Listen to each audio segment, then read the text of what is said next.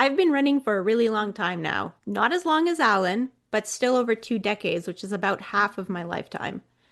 Not all my running years were competitive. When I came back to running in my early 20s after graduating from nursing, running was supposed to help me fall asleep after my night shift. That was the purpose of coming back to running.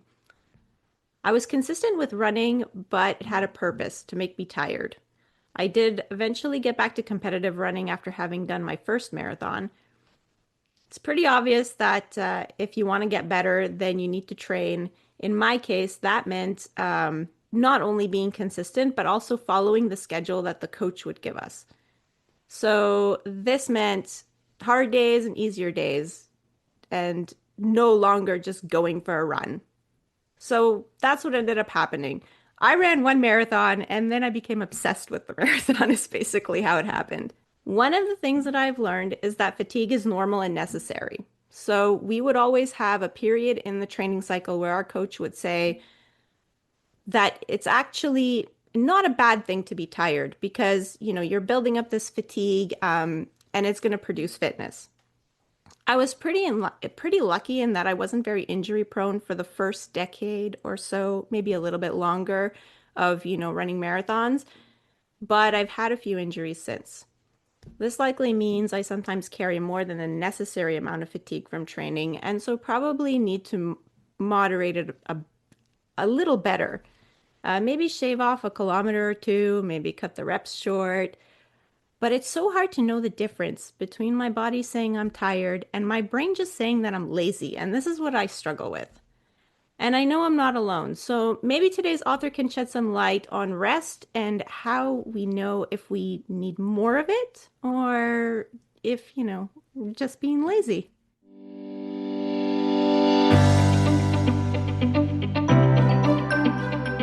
So, hi, and welcome to the Running Book Reviews podcast, where we review books written for runners, about runners, and by runners to help you decide if you would like to read the book for yourself. We also hope that listening to us chat about running can help keep you motivated about your own running or maybe inspire you to try something new.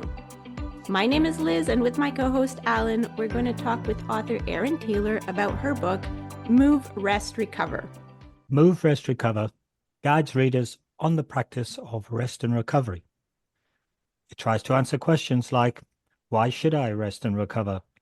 How do I know when to stop and rest? That's going to help Liz, sounds like. When I Hopefully. stop, what should I do? I think lots of us sort of think, well, if I'm not running, I must be resting. And we'll see that that's not really what it's all about. The book's split into 4 sections. Briefly, understand recovery, activate recovery, strengthen recovery, and keep recovering. You might notice a theme there. There's quite a bit of recovery. Let me tell you a little bit about Erin Taylor. Erin is an international recovery expert, writer, and yoga teacher. For 20 years, she's coached professional athletes, everyday runners, pre- and postnatal women, office workers, and anyone looking to integrate practices that improve well-being and longevity. She's the creator of Balanced Practice, a platform that offers practical tools to inspire and support mental and physical balance in all aspects of life. Erin is also the founder of Athletes for Yoga, the only athlete-led on-demand video platform and app that puts yoga into the context of sport and well-being goals, and also the author of Work In and Hit Reset. Welcome to the podcast, Erin. Thanks for having me. Thanks for coming on and playing with our time differences because we're in North America and you're in Europe, in Scotland, I believe. So That's right. First question we usually give almost all the authors. Why did you just decide to write this book? What prompted you to write it, and what do you hope people get out of it? Yeah, that's a really good question. I have taught yoga for over 20 years with a focus on athletes, in particular endurance athletes, runners of all different levels. And over the years, I have seen again and again, everywhere I look, the biggest imbalance is the imbalance between work and rest. I can't tell you how many times I've shown up to teach a class with, a clear plan in mind for, what a group of runners would benefit from in terms of performance and, improving core strength and working on their turnover, all these kinds of run specific, things we can practice on a yoga mat. However, what I almost always find in front of me are tired runners, tired humans that, are putting in the work, are running the Yeah. miles, and yet aren't giving really any or very little attention to their rest and recovery, which is, in fact, just as important and just as productive as all the other aspects of running performance training. I guess most runners sort of, I don't know if you agree, but I think most runners sort of wear their fatigue as a badge of pride. I was running with the club last night, and we're all standing around in the dark watching the snow fall and shivering a little bit. And everybody's going, "Oh, I feel really down. I feel flat. I feel tired." And then we said, "Okay, let's go." And we all ran. Basically, all everybody sort of grumbled and said how exhausted they were. And I think part of that is psychological as well as physical in the winter in Montreal, that's for sure. Sure. And I wrote that. So this book really brings together my 20 years of experience, um, helping people to rest. It's, I think so often we assume that it is a default. It's something that just happens when we're not working, when we Hmm. close our laptop or when we finish the long run, we automatically are resting. Or We're we figure that our run is our rest because like we're recovering from the work day by going for a run. So it, like clears our head. So then we figure like, well, then I'm resting from work. And when I go to work, I'm inactive. So I'm resting from running. So Or people say, "Oh, I think I've heard Liz say this. Oh, I'm taking a rest day. I've got all these things I need to do.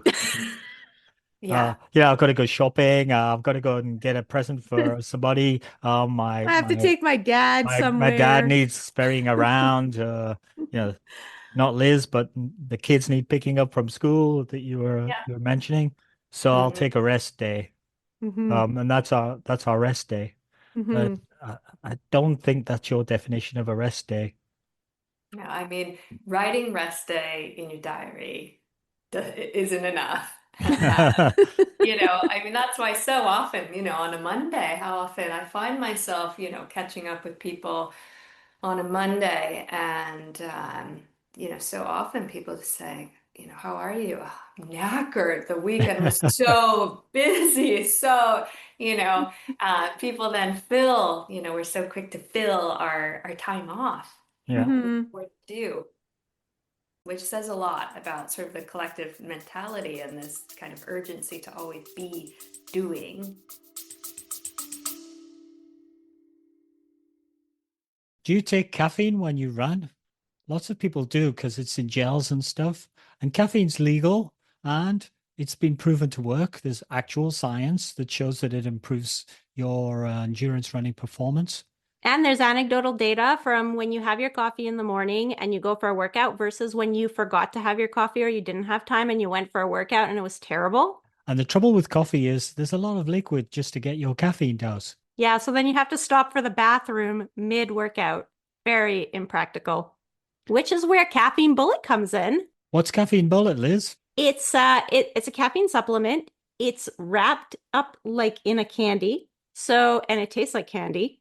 And you can get 100 milligrams or 85 milligrams, which is about a cup of coffee, but without the liquid. So we've tried the mint flavor and the chocolate orange flavor, and they're both pretty yummy. If you want to try them for yourself, we do have a 20% off discount code. So go to the link in the show notes and you can check out what Caffeine Bullet is and get your 20% discount. Pretty generous. It is pretty generous. And we'll get a small benefit, so you're helping out the Speaking of which, back to the podcast. And is it that like we feel like we should be doing, or is it just that like for some reason we just have all these things to do, and maybe it's like a symptom of every time we think of um owning something, it's always maintenance. So I realized this when I went to work up north. I worked up north, like really high up north with the Inuit for about 2 years. And the way that it works is like there are no roads that go there. So you don't drive to your workplace. They fly you up there, you stay there for 2 months, you come back for 4 weeks. And what would happen is I would be up there and all I would do is work, and basically, when I wasn't working, it was free time. I mean, so I worked more hours than I would here because when I wasn't working like the regular work week, there were 3 times a month you were on call for 24 hours. So, but the thing is like you didn't own a car up there and you didn't have a dentist to go to and you didn't have, I guess you didn't have obligations. And it's interesting. I wonder how much of this busyness, it's like, could it just be like a default of our North American way of life and all Western the way of life in general, I think. yeah, all the like comfort things that we have and all the conveniences that we have, like they come at a cost because now you have to maintain that car. You have to like make sure the gas doesn't get old in the generator and in the lawnmower and in and it's like there is actually like a whole bunch of stuff to do. So how do we differentiate like the stuff that like we actually need to do from the stuff that we think we need to do? Yeah, definitely. Indeed. I mean, we live in a world that tells us to do too much all the time and leaves little to no time to really absorb or integrate anything that's happened.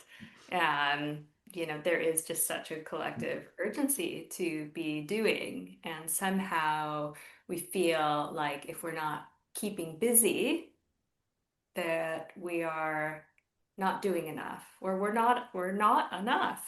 And I just see this, everywhere I look, on a Monday at the school gates when people ask, "Oh, how's your weekend?" We keep our weekends very spacious. I like to rest at the weekend. And, when I just say that, people look at me like I am absolutely Like you crazy. just grew a second head. Yeah, exactly. Which, that reaction says a lot. And we wear this busyness like a badge of honor and are very quick to kind of, rattle off everything on our to-do list, everything we've ticked off, and, almost with this like, and I think we have to ask ourselves, like, well, are you proud of that or are you mad about that?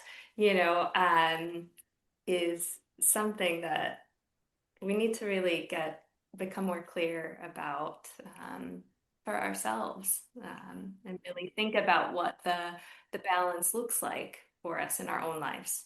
So effectively, what we've been talking about up till now, and what you're touching on, really, the first step is to create some space to recover into. So how do we do that? I should mention that your book is sort of a workbook. It kind of guides you through, and it has space for you to write in various things, and you ask questions and ask people to put their personal answers into the book and sort of Mhm. self-reflect on that. So Yeah, how do we create some space in this busy environment? I know yeah. I know a lot of people who, if you say, well, just sit down and do nothing, they go, I can't. I've got all these things running through my head. Um, I've got to do this, I've got to do that, I've got to do something else, I've got to call this person. You see Liz smiling because she's running through her list for today already, even while we're on this podcast. Um, how do we start to do that? Yeah. Well, I mean, I think that we shouldn't be surprised that when we kind of step off the wheel, it might not feel comfortable because it's unfamiliar Hmm. to many to actually really slow down and create that space, to go from running 100 miles an hour to a full stop, that's pretty jarring, right? And back to, we assume that, that the rest would be happening when we're not running. We're so good at going like 0 to 60, going Hmm. hard, fast, but it doesn't automatically go back in the other direction. So I think it's so important to really slow down and accept that it might feel a little disorienting. I designed the book to create a bit of that space and to help us think about really why recovery is important. And I think this is really about cultivating a more restorative mindset, which is really about becoming more receptive to rest. Um, it's only when we kind of have that openness, that willingness to um, kind of sit with ourselves, to stay with ourselves when we're not so caught up in the busyness and distractions, um, the inertia of our day. That takes practice. And it's kind of like, I mean, some of the tools I offer in the book are, I call them mental focus training rather than meditation, because the word Hmm. meditation, I recognize, can feel intimidating to a lot of people. People say to me every day, I can't meditate because I can't quiet my mind. I Yeah. can't quiet Hmm. myself. And it's not about just quieting yourself. It's more about staying with yourself. You stay with yourself. Oh, we are so tough when we're out running. You just, think Mm. about how much you push through, how much you stay with yourself, Hmm. when you're in your training. But it's interesting because then running will give that effect of like your thoughts get quiet, or at least it does that for me. And I think it does that for a lot of people. And I think that's why we like it so much and why we miss it so much if like let's say we're injured, is because it's got that effect. And I'll agree with you with the meditation thing. If I'm just sitting there with nothing, like my brain is noisy. But you're saying that's not bad necessarily. No, I mean, it's normal. It's like to be expected that when the mind is so busy, and we can't expect ourselves to like stop on a dime. Um, it is really the same as we train ourselves to work out. We have to train ourselves to work in, rest Oh. is it's really the most underutilized tool available for our well-being. You don't need any fancy tools or gadgets. All you really need is your own attention, really. That's what holds the greatest power to refuel you in the moments when you really need those resets the most. Um, so yeah, I think staying with ourselves and embracing a more restorative mindset, simply acknowledging the power of rest and giving yourself a chance to rest and recover on purpose, knowing that, it's not going to be a default on a Friday night or the weekend. You actually have to create that space for yourself. And you talk about this in the book because sometimes people will use the weekend as a time that they can do things that they like. Um, And with that sometimes comes, well, FOMO, which is like fear of missing out, because, you start scheduling things that you like to do, and then sometimes like other things creep in. And so, and you end up saying yes to a lot of things, maybe a lot of social activities or whatever. And maybe most of them you actually want to do, but then every so often there'll be like one that you're like, oh, I didn't really need to do this one, but I didn't want to miss out. you say to instead of having FOMO that we need to turn it into JOMO, which is the joy of missing out. But I guess the question is, first of all, how do you know which activities you should leave out before you actually do them? Because like that's the whole thing is like sometimes you only realize it in the moment that, or on the Monday morning at the gate at school when you're talking to everybody else and you're like, oh my God, my weekend was like crazy and exhausting.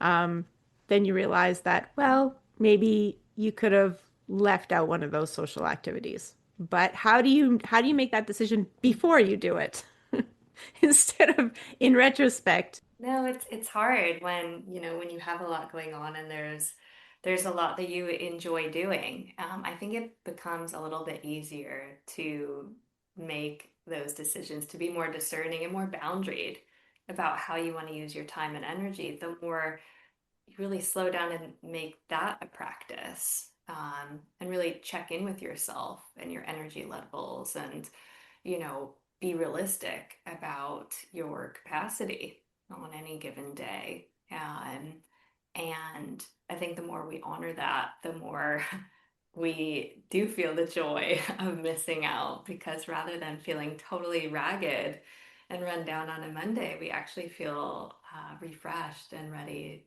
to do whatever it is that needs doing in the week ahead.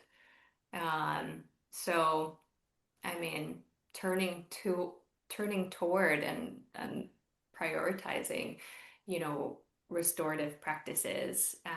And this is incredibly unique and personal, really finding what works for you.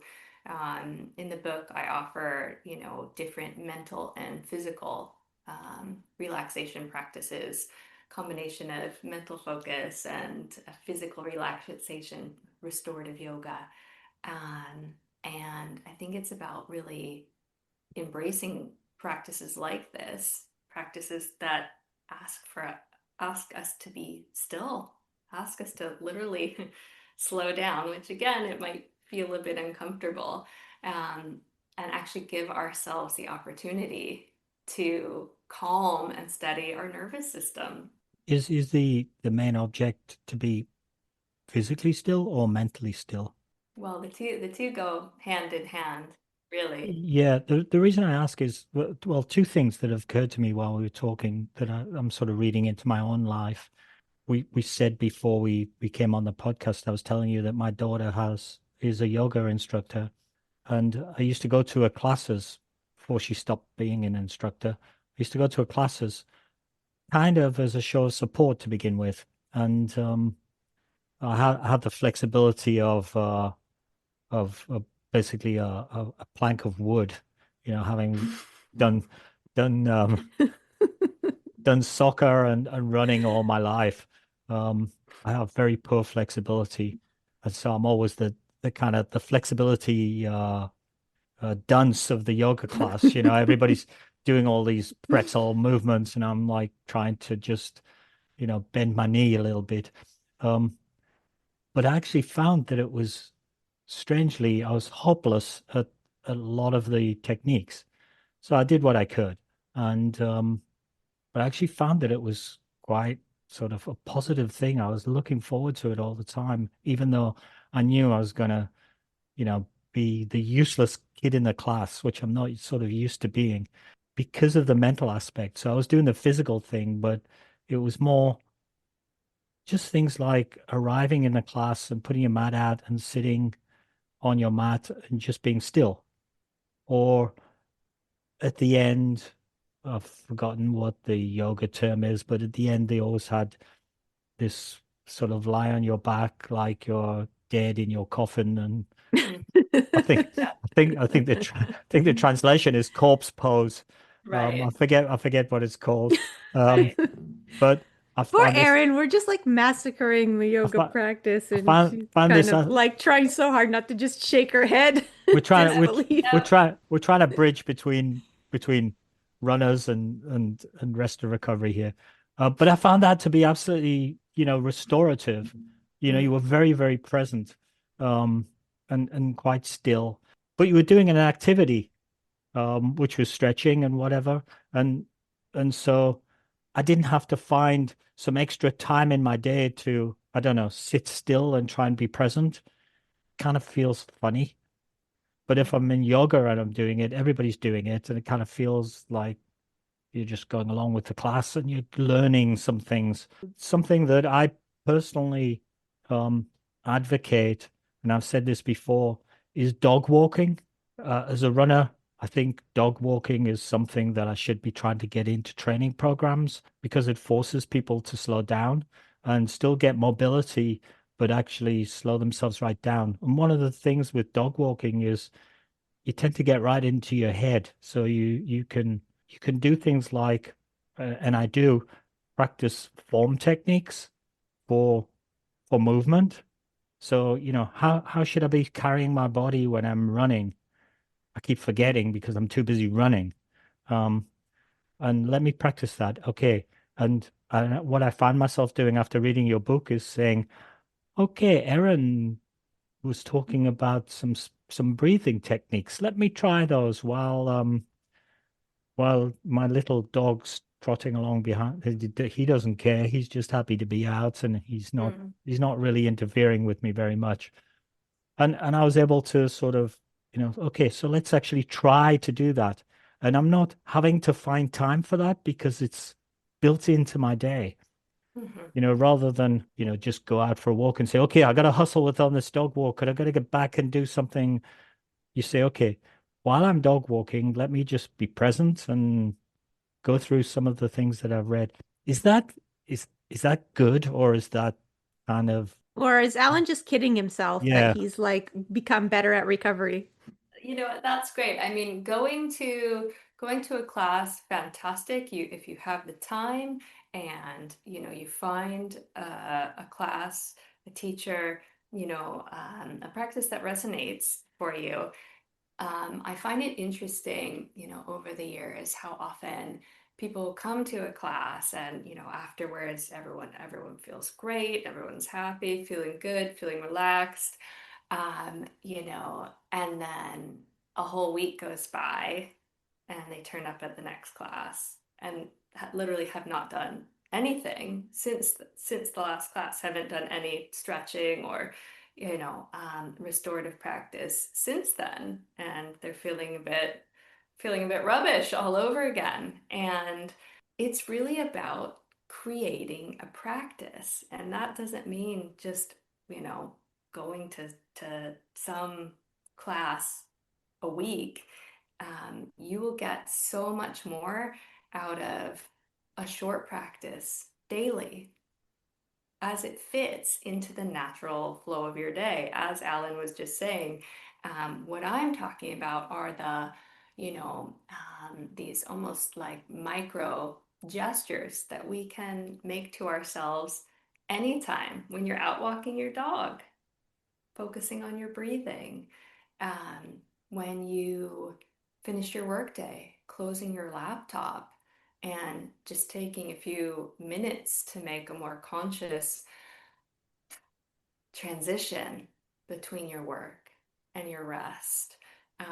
Noticing that you feel frazzled and taking a moment, taking 5 minutes to do something about it rather than just pushing through it. Um, these are the gestures that just hold so much power, and yet too often, I think we don't bother because we're just so stuck in the inertia of the day, or we think, oh, I only have 5 minutes, so it doesn't matter. But really, those 5 minutes are everything, Mm. especially when you use them often. I guess the comparison is similar to running. We would say as running coaches, we would say, don't plan a big run and go out on Saturday when you've got time. Try to go out on a little run 3 or 4 times. Because you're building in a habit, you're training your body to get used to this thing, and it's same for recovery, I guess. Is that the sign really that you could use a bit of this, what this book has to offer, that you're feeling a bit frazzled? I think I Yeah, I think we've think all sort of come across that in terms of, oh, I've got too many things in my head, or Um, I'm feeling that I'm not being effective because I'm doing three things with poor efficiency instead of focusing on one, or I Mm. just feel exhausted, or mentally I'm going in all directions. Is that really if you're listening to this podcast and you go, oh, that's me, at least twice a week or whatever, is that a sign you should be grabbing this book and at least trying to take a couple of things out of it? Yes, well, I mean, our very intelligent bodies are always sending us signals and cues about messages about how we are in any given moment. And usually we're just blowing right past all of this valuable information. So I call them stop signs. Things like just noticing, oh, a simple task that would usually take you 2 minutes is just taking you 20 minutes. You're feeling foggy or unfocused.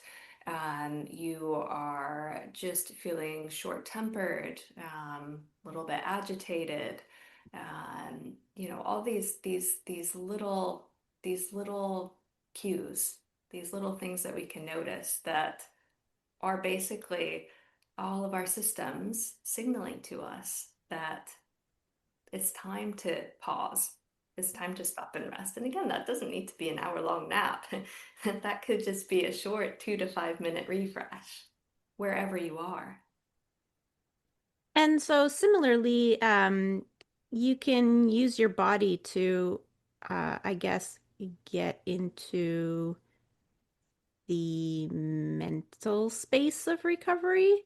So in your book, you have in the tools section, I don't remember exactly what you called it, but you have some like physical things that you actually do that is supposed to a sort of signal to your mind that it's like a transition to being more calm.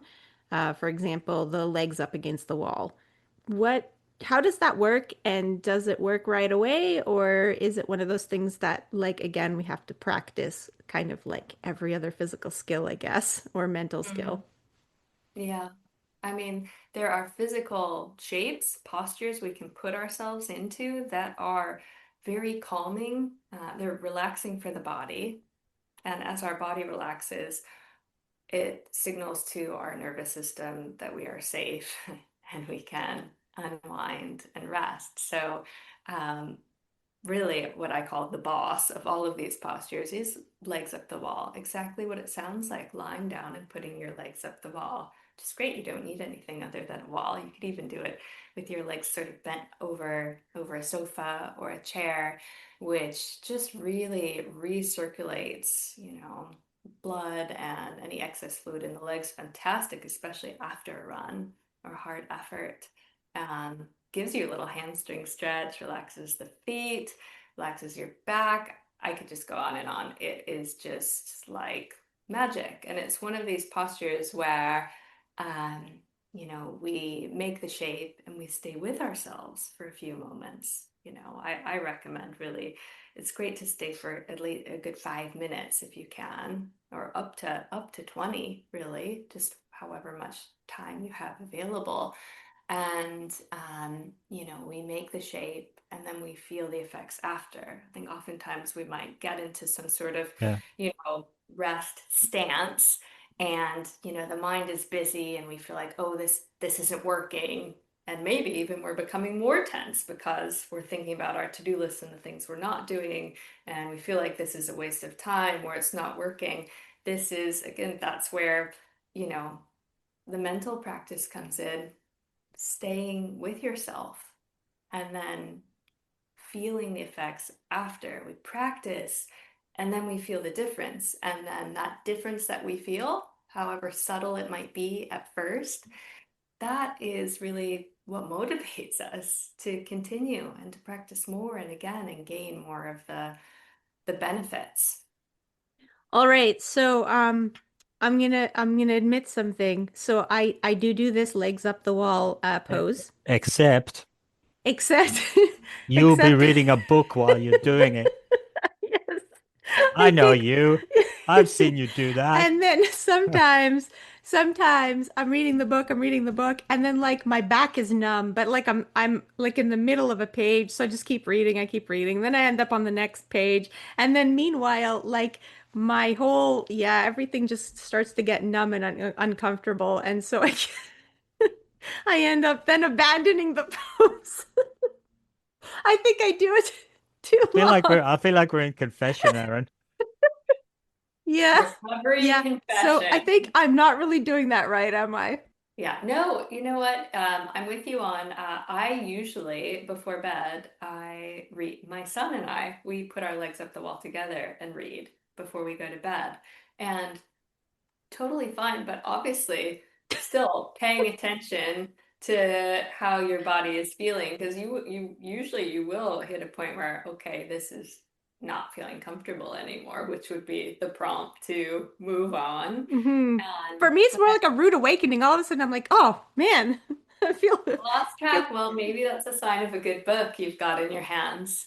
maybe, yeah, yeah. If you're trying to I don't know, still yourself a little bit, um I personally think that, reading your book and sort of thinking about how that works for me, um, trying to get into that kind of recovery mode.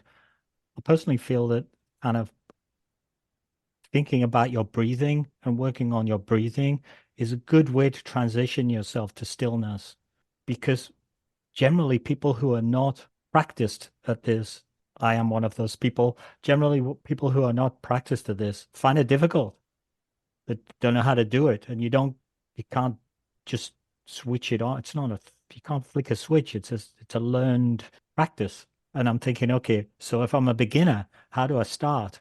And personally, I found that, breathing is something I can control. So and then you can moderate your breathing to take you into a more still, sort of calm areas.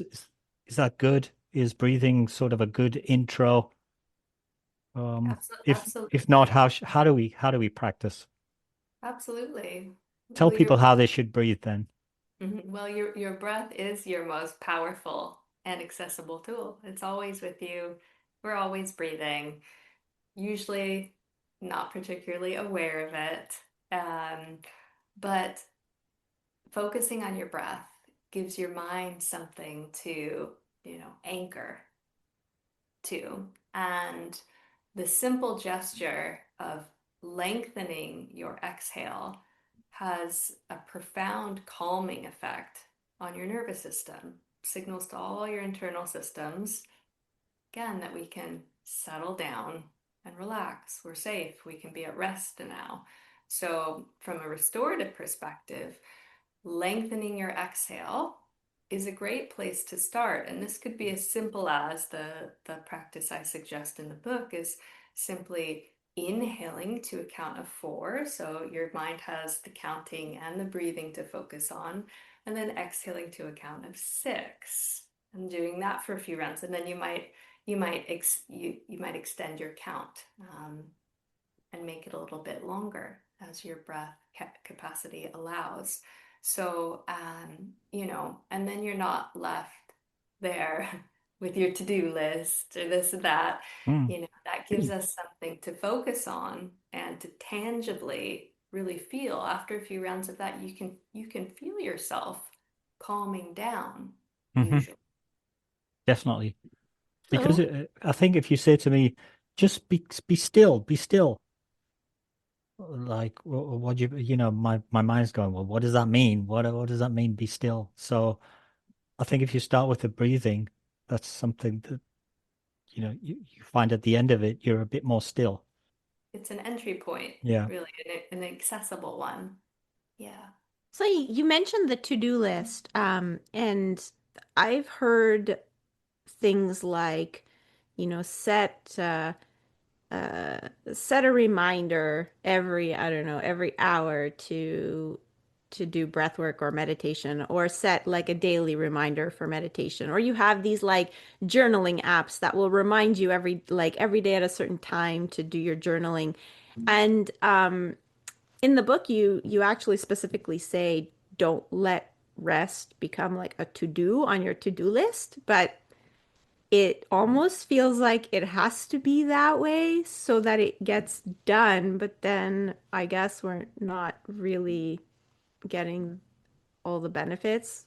But then if we don't have it as a to do, so much time can go by, and it'll be like the situation you talked about earlier, where the student goes to a yoga class and then doesn't do anything until the next yoga class because just time goes by so quickly. And I don't know, just one thing leads to another, and you're always you don't even think about it. It's not even that you consciously decide like I'm not going to do anything until the next yoga class. It's just that you Mm. didn't think of it because like a week went by like in the blink of an eye. So how do we balance those two things? Like how do you know when, I mean, is a certain amount of letting it be on your to-do list a good thing or not? Sure. I mean, by all means, if you need to schedule it to make that first step, schedule it, get it in there and protect that time. Absolutely. I think you'll find that, the point being, the more you practice, and I don't mean, again, that hour-long yoga class, I mean these small gestures you're making to yourself throughout your day. Oh, you're just doing a couple of very slow, steady exhales between calls, or you're putting your legs up the wall before bed. Um, you're doing a forward fold hamstring stretch while your kettle boils, while you're making your tea. The more we start to use these practices, we gain equity with them. We strengthen our ability to make those transitions, to steady our nervous system, and to really calm ourselves into a more restful state so that we can recharge in the moment. And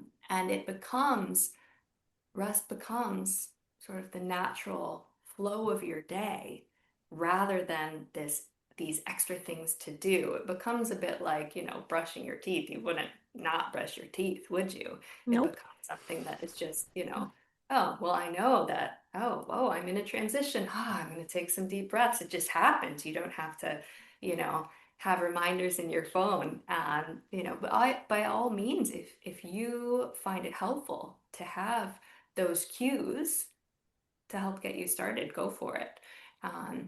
But if you find yourself feeling like stressed about resting and fitting it in, that's It's a good counterproductive. sign. Hmm. Yeah, that's a good sign that, take a step back and take a breath, rethink it. Okay.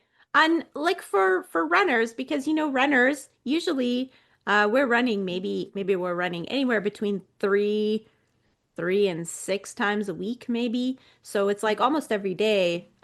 Could, I don't know, the beginning of a run or the end of a run, could running somehow be a cue for us to do something else after? Like what, I don't know. Is there anything that you've noticed working with athletes that tends to work better in terms of strategy than other things?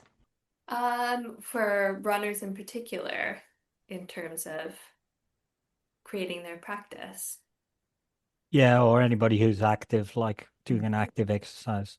Yeah, I mean, a good way to sort of create a framework, if you will, for yourself would be to think about how you're going to balance each output with the input of rest. So I'm going to the gym to lift weights. Okay. I'm going to make sure I slow down and breathe and stretch for 5 minutes after. Going out for a big run, kind of similar. Um, Looking at the broader lay of the land of your week and kind of looking where those key efforts, those outputs are, and thinking about how you could support yourself with a movement, a gesture in the other direction. So feeling for that balance, and this is a very unique and personal thing.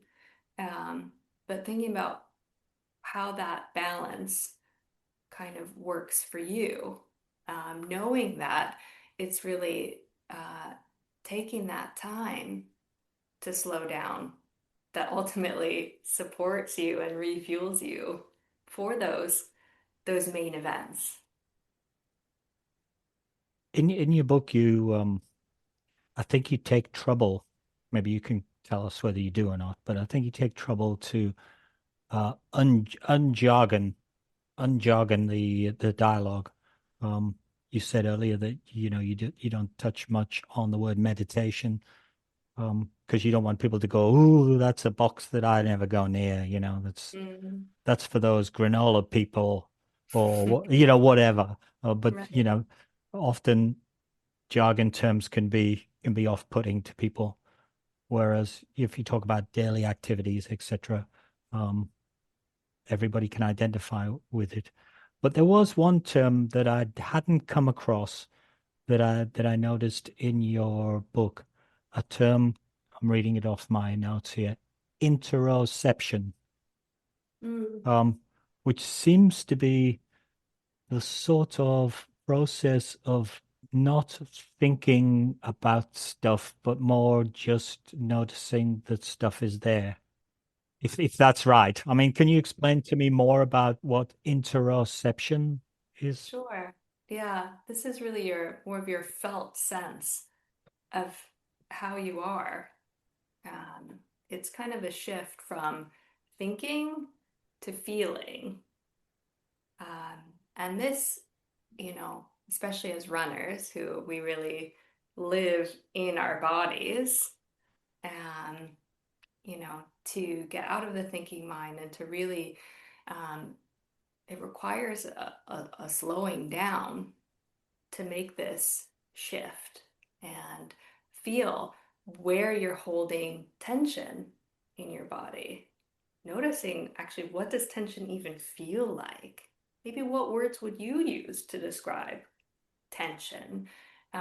This is different for everyone. Tension, stiffness, tightness, whatever it is that you're feeling. So using more of your felt sense to gain valuable information about really how you are. And then we use those insights to address whatever it is that is coming up in the moment. And generally with your workbook, if I'm working it through and I'm doing some stuff and I'm going, okay, I'm practicing my breathing. Um, I've noticed in my interoception that without being conscious of it, I seem to be hunching my shoulders, Mm, and I need to consciously now try to relax my shoulders until I get a new posture. This is part of the fun of getting old. You can't adopt weird body postures without knowing. Um, so I'm starting to work through your book and work out some personal things for myself. And I right? hope everybody. I'm really just trying to talk to our listeners about that's how you will experience the book. If you'll learn some stuff that's particular to you. So I do that, um, and I do that for a while. How do I know if it's working? As you practice, you feel the difference. I think that, often some of this is very subtle at first. Um, as the example you just shared with posture, for example, and the way you're holding yourself, and noticing, oh, it's a lot of work. It's a big effort to kind of correct that imbalance because, you know, that's how you're spending most of your time with a sort of hunch. If you're spending your time with sort of a hunched forward, shoulders moving in toward each other, posture, it takes a lot of effort to move back in the other direction. And, at first, I think often all we really feel and notice is the effort, is that it's hard and it's not fun. Correcting some of these, easing these imbalances. And then with time, we start to feel, oh, there's a little bit more space there for my breathing. I feel less tension there. I feel more at ease in my posture, in my body. Um, but we have to really pay attention to notice any of this. as we move through our days. And then ultimately, when you're out running, noticing how that affects you when you're running. Oh, I have a little bit more uh, control of my breathing. I feel more ease in my arm swing. We start to notice this off the mat, out in our practice, really in the moments. That's when it matters most, right? Yeah. So, this is a kind of a workbook format. So, how did you intend for people to use it? Is it really, like you start from the beginning and you kind of work your way through it? Um, what kind of pacing do you, I guess, suggest, if any? Any thoughts on that? Sure. Well, I designed it as a workbook, knowing that recovery is so unique and personal. And so I hope to really offer people with a variety of different tools and insights to try and to really take the time to read and think about it and make some notes, mark it up and make it yours, knowing that as you move through the book, you're really creating your recovery practice. You're creating your rest practice, which is, you know, the ultimate goal here.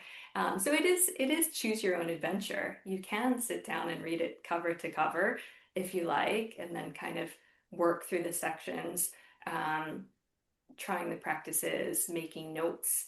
You can also, just kind of flip flip through, open more sort of oracle style, just when you are needing some inspiration in the moment for what you might do to rest.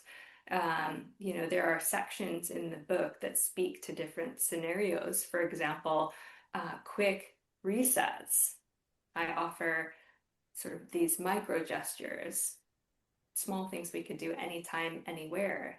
Things as simple as closing your eyes for a moment and really relaxing your face, noticing what that does for how you feel and your energy. Um, Focusing on your feet, really shifting your focus and your awareness and your energy down into your feet.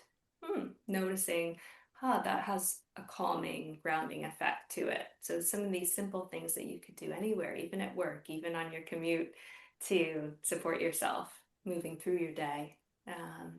So yeah, I mean, if anything, I just really encourage people to take their time and make it theirs. So if people want to get themselves a copy, do you want to direct them anywhere in particular? It's available anywhere you like to buy your books. You can also buy a signed copy directly from me if you are in the UK, because I'm shipping only to the UK. So Okay. that's an option for folks on this side of the pond. But otherwise, anywhere you'd like to buy your books. Okay, great. And probably people, if they get interested in this, will want to learn more about you and Or follow you? follow you and find out what you're up to and whether you have other Sure. guidance. How can they do that? Sure. Well, I have created some additional resources about the book, some video and audio practices I've recorded, which I send out on my newsletter each week. So you can find me there. It's called Balance Practice, and it's at erintaylor.substack.com. Otherwise, my website is erintaylor.works. And if you're looking for more run specific videos and content, check out Athletes for Yoga, which is a video platform and app with hundreds of sports specific solutions. So that's video.athletesforyoga.com. Excellent. A lot of resources there. Also, if you avail yourself of a copy of the book, there are some QR codes in the book where you can actually scan the QR code. I don't know if it takes you to some of those It references you've does. just. Yeah, Yeah. actually, you're right. So the QR code will take you to the library of resources I've created around the book. So I have a number of videos that are literally the practices from the book. So that's really helpful as you're just getting started. to actually be guided through some of these breathing practices and some of these restorative postures. So that's there for you. Great. Good stuff.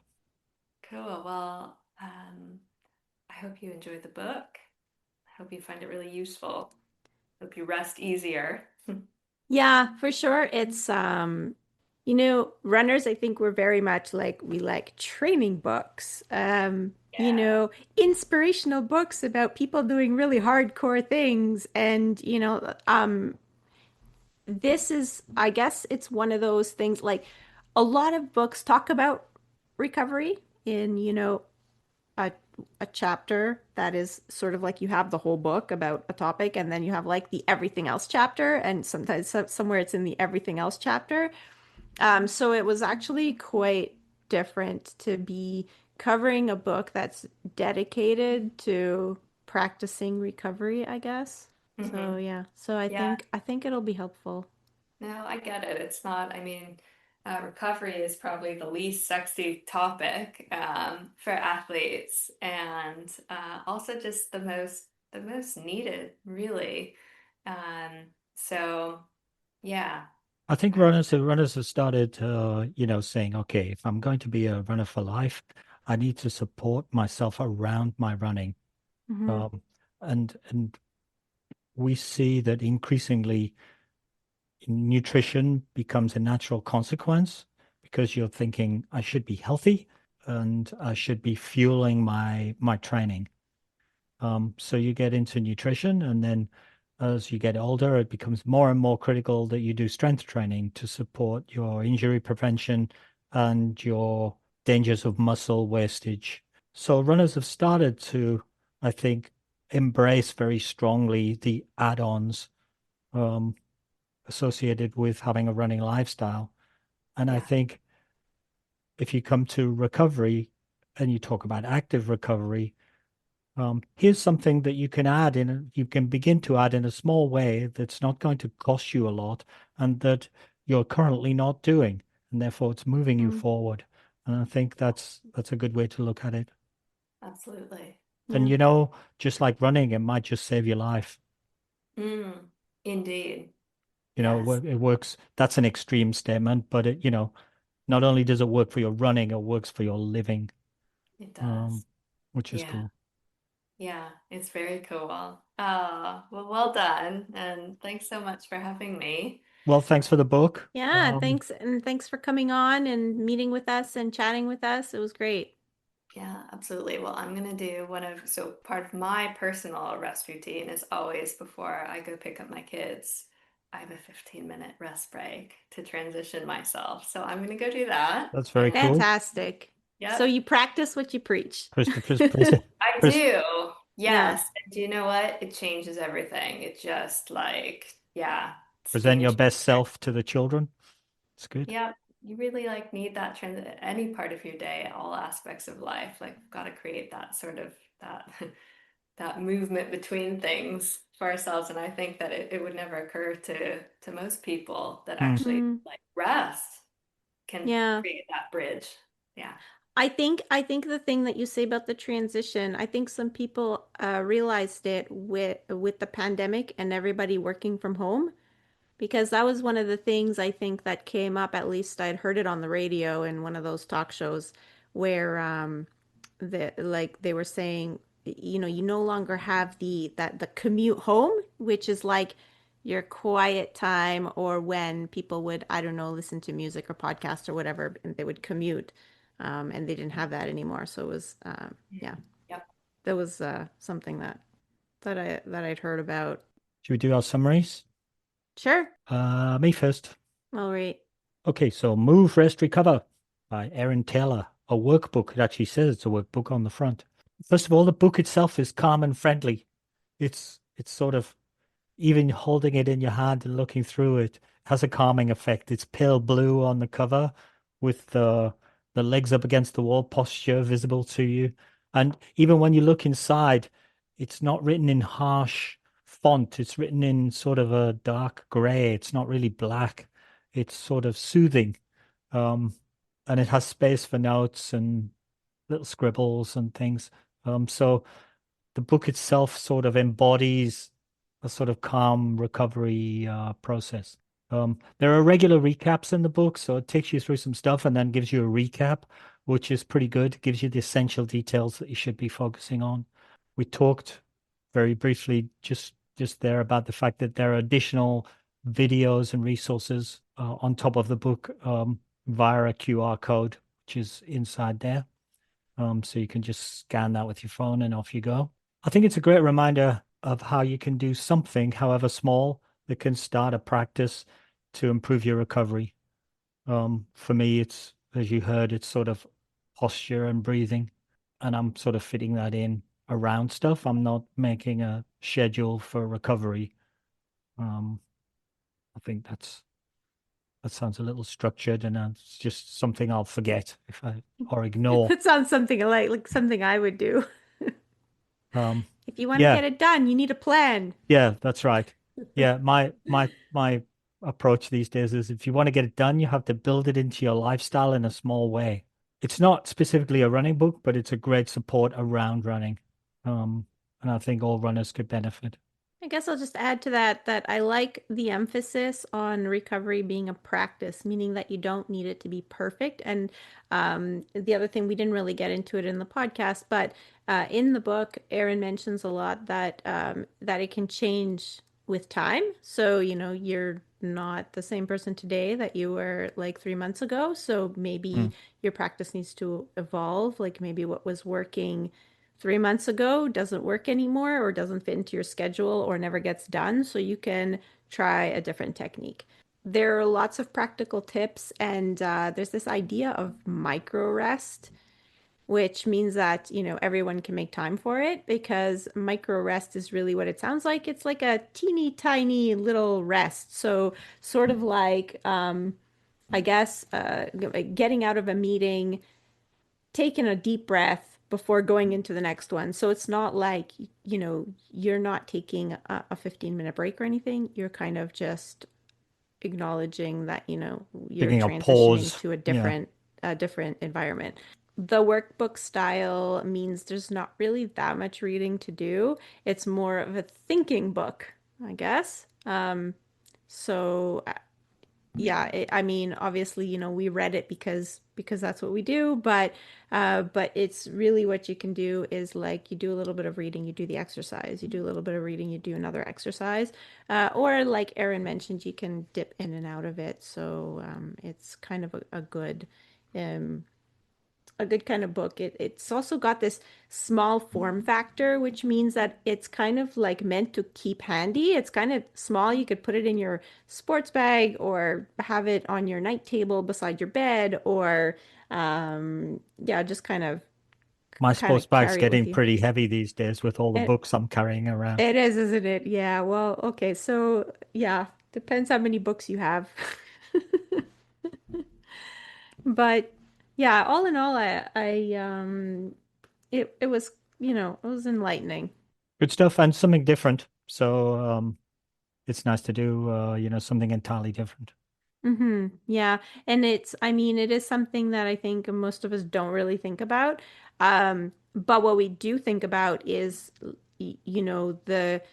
the Kenyan lifestyle. I mean, there are these camps Hmm. you can go and do a training camp in Kenya, and everybody that comes back from those is like, I'm surprised how they do nothing in between their hard training runs. And I guess maybe Hmm. that's why they're able to tolerate such high training loads is because they don't They're fully they don't rested. run around in Yeah. between.